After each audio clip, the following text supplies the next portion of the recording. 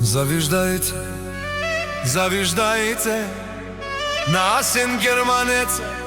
Завиждајте, пак завиждајте, завиждајте на Асен Германеца, но като него не можете, заштото Асен е номер едно. Заштото Асен е човека. Тој е заштото човека од малка бресница няма втори като мене. На моите години, на моите години са самолет да ме гоните. Не може да ме стигнете, не може да ме стигнеш, заштото давам газ на шестицата. Изчезвам, бате Асен, на мига изчезва и всички му завижда. Не се правете на мъже, платете си къщите и вноските.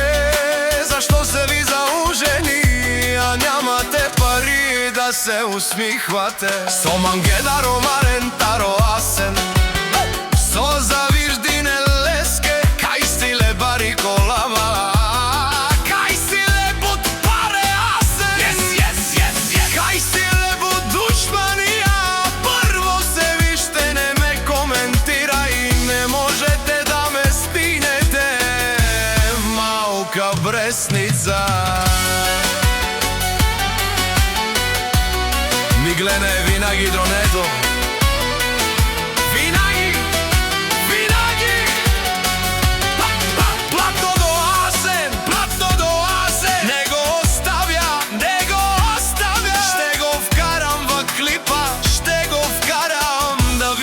хората во малка бресница.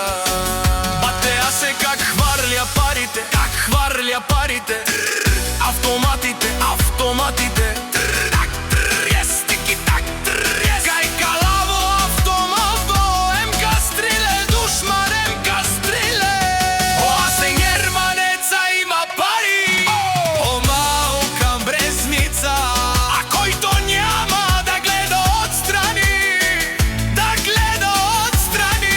О, бате Асен, че е сопенела, това е единственият на 32. Няма втори на 32, още не се е родил. А бате Асен, платете си вноски, три колите, а най-вече къщите, че са заужени много лаете. Номер едно, то е Асен, наказателят на душманите, наказателят на всички